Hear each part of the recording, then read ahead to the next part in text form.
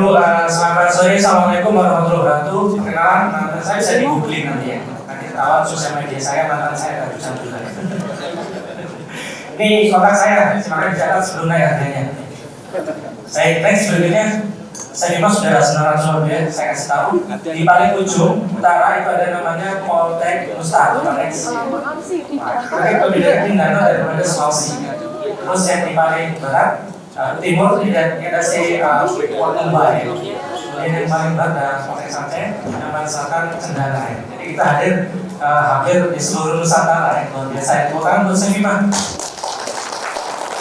Ini tadi penjelasan dari Pak Halim sampaikan. Jadi kita punya namanya ekosistem ya. Tidak berdiri parsial. Dari sebelah sana, sebelah ekspos itu kalau mau kuliah ada platformnya. Itu yang swasta, PTS ya.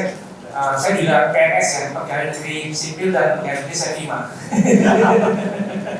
Jadi double gajinya ya. Nah di sana ada siakat. Kalau dia sudah masuk kuliah, datanya kita bangun di next di akademik sebagai mahasiswa. Berikutnya nanti akan jadi data akademik menjadi data pendidiknya. Berikutnya juga nanti ada finance load yang menangani pembayaran dan seterusnya. Ke atas lagi ada Sevima Pay yang bisa berbayar dengan bank dan seterusnya. Kita punya kemarin Entlin yang dipakai yang populer pada saat pandemi ya. Kita namakan next asinkronus ya. Pembelajaran di mana saja, kapan saja dan dengan siapa saja.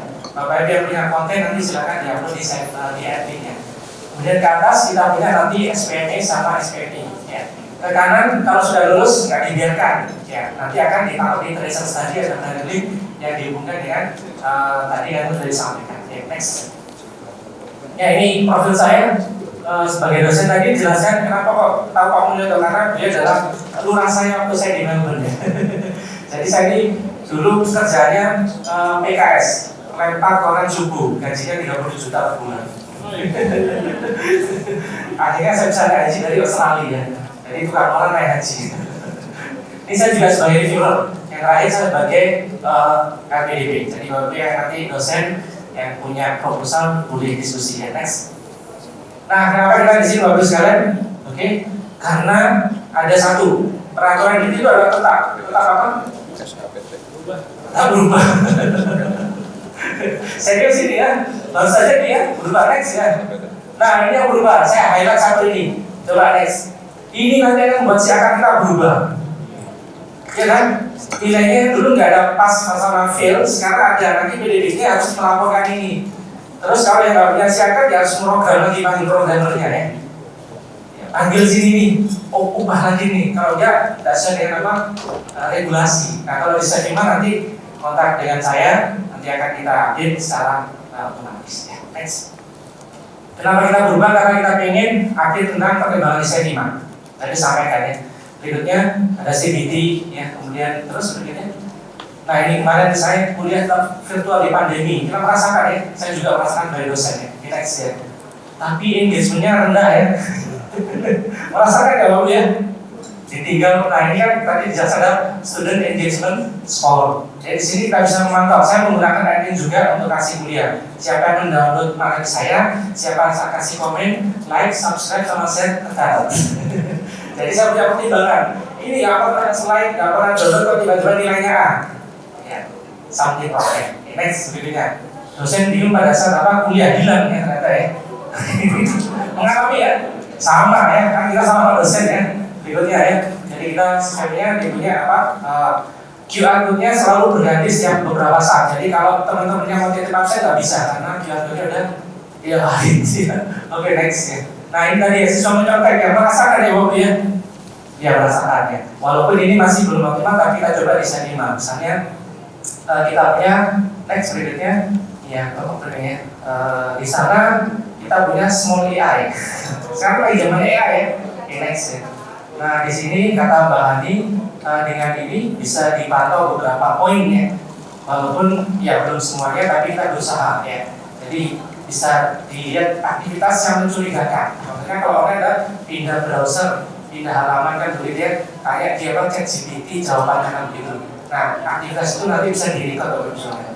Kalau ada joggingnya ketahuan ya. Tadi kendalanya kalau di Indonesia Timur mungkin kuota ya. Tapi kita berharap ini dipakai. Next berikutnya. Ya nanti ada slide begini. Ya. Nah juga ini ya, kita tidak ingin mitra Sevima kehilangan opportunity. Ya. Misalnya kita punya one day service, apa itu? Daftar pada saat itu juga langsung terima jadi mahasiswa. Ya. Mungkin Bapak Ibu di BTS ini punya concern ya. Kita promo di sekolah X ya, sekalian buka pendaftaran masuk baru. Ya. Pendaftaran langsung di tes CBT bisa langsung next week ya. Ya, jadi kenapa kita di sini kira-kira apa? Unggul ya. Betul nggak tadi Bapak Ibu sekalian? Pasti ya. Oke, next. Dan juga kita akan mewujudkan Sevima Raya ya. Tadi sebutkan udah daerah K. Kenapa nggak PND atau Sevima ya? Mungkin nggak? Kita kan yang swasta nih bertarung karena dengan apa? Kota mandiri ya. Ya, kita merasakan gitu ya. Gimana kalau misalnya jalurnya kalau nggak lulus di kampus Bapak, di kampus saya jangan bilang kedua. Mungkin nggak? Sangat mungkin Bapak Ibu sekalian. Kan kita punya sistemnya. Serius ini ya. Kalau mau oke kita garap nanti. Pak, saya nanti jadi pilihan pertama Bapak bulan kedua. Oh, silakan. Ya. Mau? Kita nanti bersama-sama. Next ya. Ya, yang jelas kita ingin tumbuh sama karena saya memang tidak ada dengan sistem tapi dengan literasi seperti ini. Ya. Oke, next. Baik, kita masuk. Kenapa UB Bapak sekalian? Karena diundang. Oke, kenapa UB? Ya. Saya tanya, kalau Bapak Ibu punya kampus pasti pengen lulusannya seperti ini ya. Dapat gaji besar, happy, healthy, apa lagi? Profesional, kan begitu ya. Pasti yang diharapkan. Tapi ternyata coba Bapak sekalian. Tantangan kita, ya next, nggak mudah ya. Kita punya banyak lulusan berikutnya. Kemudian yang banyak lulusan itu masih butuh sertifikasi ternyata. Ya, nggak siap kerja. Ya. Tadi disampaikan oleh Pak Halim, kita punya talent gaps. Next, ya dia kita saya hadir dengan beberapa ini. Berikutnya juga, nah ini kata Mas Menteri ya, ternyata 80% lulusan kita itu bekerja bukan di bidangnya dia. Ya. Serius ya? Ya coba mohon maaf Bapak Ibu, ketika pesan ojol ya, pasti mereka sebagian S1. Kita tidak menyalahkan ya. Oke, next berikutnya ya. Tantangan yang lain Bapak Ibu sekalian, next. Kalau kita misalnya menghasilkan lulusan, ternyata sekarang juga didisrupsi dengan teknologi ya. Menghasilkan programmer, ternyata ada mesin yang bisa bikin apa? Program. Ya enggak ya. Bahkan penulis sekarang sudah nggak banyak laku ya. Betul ya? Coba next berikutnya. Bahkan paper sekarang ada apa? Autornya ChatGPT ya. Nanti yang jadi profesor kan ChatGPT. Yang dapat ChatGPT ya. Saya pakai juga ChatGPT buat nyusun proposal penelitian. Ya, terus berikutnya. Orang ini nggak ada Bapak sekalian. Serius nggak ada. Coba next. Orang ini diciptakan oleh seorang perusahaan IT. Dia bikin persona dengan nama seorang dengan nama ini Lentari Van Loren, keturunan Jawa Indonesia Belanda. Tolong dibuatkan gambarnya. Akhirnya muncul gambar Mbak ini. Tapi ini eksis di Instagram. Kemudian next, dia menerima endorse. Jadi sekarang sekolah public relation nggak laku. Mungkin nanti siapa? Krisdayanti nggak bisa endorse sekarang dengan Mbak Loren ini. Ya. Bapak Ibu nggak usah modal skincare, ya. Pakai apa? AI, generative AI bisa bikin tampang seperti ini nanti menerima endorse. Bikin imajinasi sesuai dengan deskripsi Bapak Ibu sekalian. Saya ingin pemuda 23 sampai 24 tahun ganteng turunan Indonesia, Cina, Belanda, Ukraina, gimana sih? Terus dipakai profil untuk apa? Endorse peralatan makanan sepak bola. Laku. Ya. Sekarang begitu ya. Di kampus ada yang ngajarin? Belum ya. Di Sevima kita coba tumbuhkan sama-sama. Next ya. Ini akan digantikan juga ya. Yang kesehatan gua terancam. Yang kesehatan coba kemana yang kesehatannya? Oke ya, apa-apa ya. Next ya. Nah, tidak bisa dihindari. Sudah kita dituntut membuat lulusan yang kompatibel, kompeten, udah gitu di challenge dengan teknologi sekarang. Yang sudah lulus belum tentu kepake karena sudah ada banyak generatif machine yang dihasilkan kompetensinya. Next. Nah, tugas kita adalah ini Bapak Ibu sekalian, nggak apa-apa biarkan. Itu tidak bisa dihindari. Tugas kita bagaimana mentransformasi reframing ya, soft skill itu menjadi tactical itu. Gak usah khawatir ya. Next.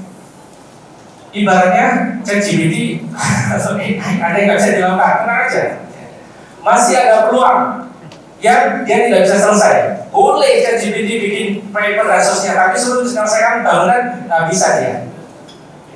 Sama dengan kesehatan, ChatGPT atau robot bisa menggantikan nurse dan sosnya, tapi pada poin tertentu dia tidak bisa. Ya. Setuju ya? Ya, jadi kita nggak boleh skill kita itu apa kata yang adalah irreplaceable, tidak bisa digantikan. Oke, next. Nah, bagaimana ini kita bisa menyusun atau menyiapkan adik-adik kita? Kuncinya ini, kita harus tahu apa sih ke depan yang dibutuhkan, apa sih ke depan yang harus punya sesuatu yang dimiliki seorang lulusan. Maka kalau kita ambil dari peta soft skill di abad 21 sama IR, yaitu Industrial Revolution, maka ini kira-kira yang dibutuhkan nanti. Boleh ChatGPT bisa menghasilkan paper, tapi dia tidak bisa mempunyai decision making. Boleh ChatGPT bisa menghasilkan orang tersebut, tapi dia tidak bisa sensingnya, kita yang punya. Oke, terus, nah bagaimana ini kita bisa tampung dalam bentuk namanya apa? CPL, kompetensi. Maka tadi disampaikan oleh Pak siapa tadi Kedaerakan, kita inginnya solusinya bukan satu bidang, harusnya apa? Multidisciplinary. Itu yang disukai sekarang. Seperti COVID nggak selesai dengan vaksin. Dia butuh tracking. Siapa orang IT bikin apa? Peduli lindungi. Orang komunikasi bikin apa? Campaign setelah penggunaan masker dan seterusnya. Jadi dia diharapkan untuk solusi ke depan. Anak-anak kita tidak cukup menjadi seorang IT. Boleh jadi IT tapi dia tahu bagaimana cara menghitung harga jual sebuah software. Boleh nanti jadi seorang profesional kesehatan tapi dia tahu bagaimana nanti kamu bisa membuat klinik dan seterusnya. Next. Inilah kita butuh UB Bapak sekalian. Next. Nah, kenapa kita juga butuh UB? Karena ini belajar 3 semester ini juga harus kita tampung. Kalau kita dengan kurikulum konvensional, maka kita tidak akan bisa merekognisi kegiatan yang 9 itu ke dalam kredit. Ya. Gimana caranya anak-anak tadi yang magang bikin kopi fotokopi, ironis ya, bisa kita samakan dengan CPNK-nya gitu. Sehingga kalau kita nggak punya tadi UBI, maka kita nggak punya alasan untuk menolak mereka. Tapi kita sudah punya UBI siap dengan CPNK yang nggak bisa dikonversi karena CPNK seperti nggak cocok CPNK mungkin apa kopi. Dan kenapa kita bilang UBI? Next, ini nanti bisa dibaca. Next berikutnya, UBI adalah standar baku saat ini. Ya, saya tunjukkan karena kebetulan saya juga sebagai asesor lab. Ya. Next. Ini kalau kita diambil salah satu akreditasi internasional di Indonesia. Misalkan next berikutnya. Jadi kalau nggak ada UB, nggak ada standar, nggak ada akreditasi unggul. Gitu ya, keras ya, keras men ya. Next berikutnya. Nah sekarang apa sih UB itu? Saya sekilas saja. Jadi sebenarnya dia berfokus apa yang student bisa, bukan apa yang dia sudah belajar. Kalau zaman saya dulu kuliah apa? Ayah saya tanya dulu, kamu sudah belajar apa? Kamu sudah lulus mata kuliah apa? Kalau sekarang anak saya kuliah, saya tanya, kamu sudah bisa apa? Beda kan ya? Masalah nanti belajarnya di industri, magang dengan kelompok temannya, dengan YouTube, tidak masalah. Yang penting kamu bisa apa? Makanya di MBKM, gak peduli kamu nanti magang, SIB atau KKN, yang penting kamu bisa apa? Punya kompetensi apa? Nah, sudah diberikan belum kurikulum seperti itu? Ya, oke, next ya. Jadi fokusnya bukan kita, tapi bagaimana anak-anak nanti dapat sesuatu. Ya, oke, next.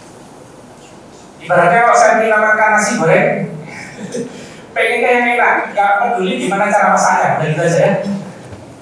Paham ya, Bapak ya? Idenya begitu ya.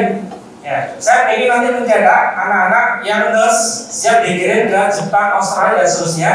Nggak peduli gimana cara belajarnya. Bisa pakai magang di sini, bisa manggil orang Jepang di sini, bisa dan seterusnya, bisa bertemu pelajar dan seterusnya. Itu caranya tidak dipentingkan. Yang penting outcome-nya nanti apa dulu. Ya, jadi makanya di UB salah satunya namanya backward kita punya goalsnya dulu, nanti bagaimana mencapainya ini kita susun.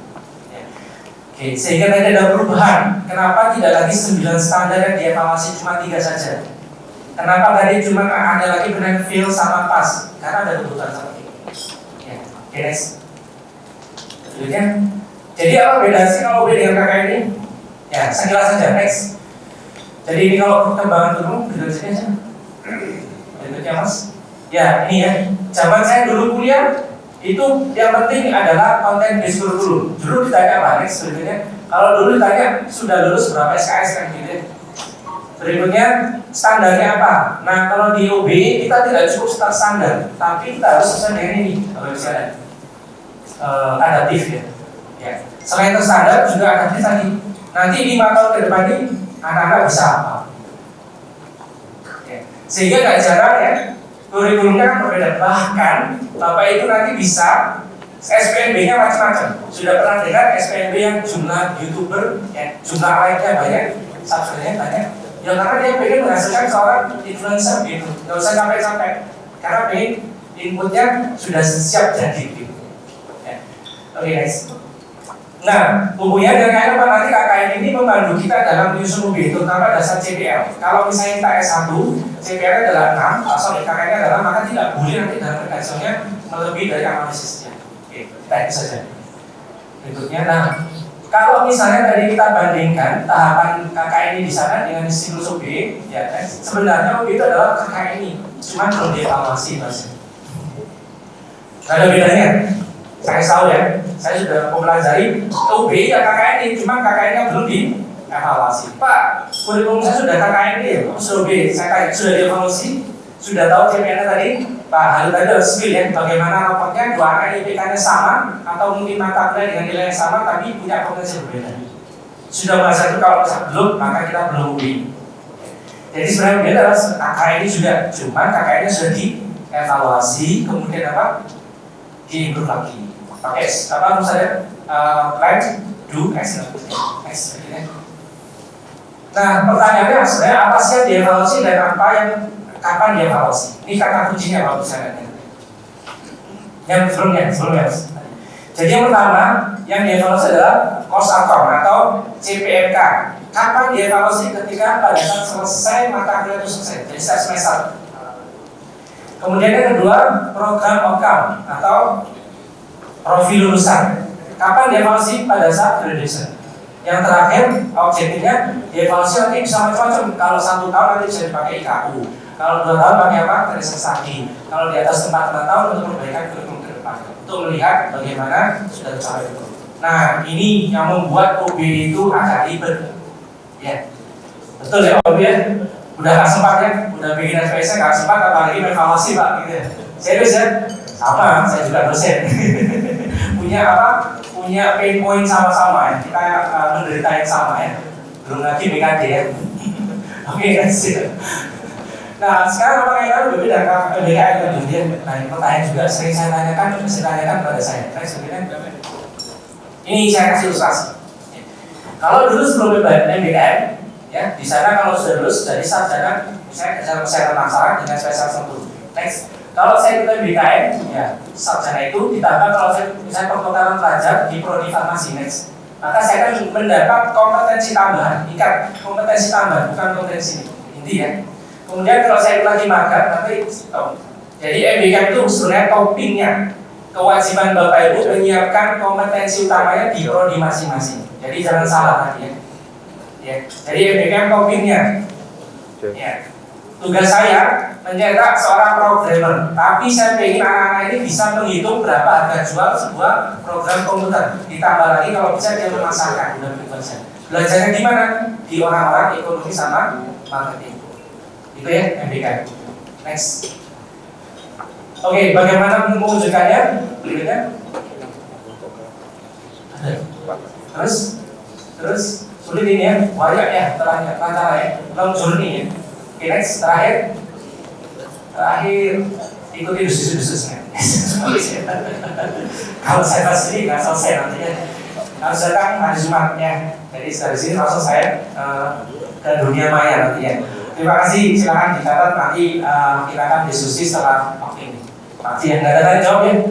Oh ada? Sudah. Nanti tanya jawabnya disimpan ke Disimpan, ya? webinar Pak. Iya. Nanti untuk detail brosurnya akan dibantu share oleh teman-teman panitia Bapak Ibu ya, dan di grup WhatsApp untuk lebih detailnya, dan diharap besar ya Prof ya untuk hadir dan juga nanti bisa langsung sesi tanya jawab di sana dan mengulik lebih detail lagi ya Bapak Yudi ya, benar ya? Ya, nanti ada demo bagaimana kerumitan itu kita bisa simplifikasi dengan sistem desain 5 UPI. Terima kasih. Assalamualaikum warahmatullahi wabarakatuh. Waalaikumsalam warahmatullahi wabarakatuh. Terima kasih.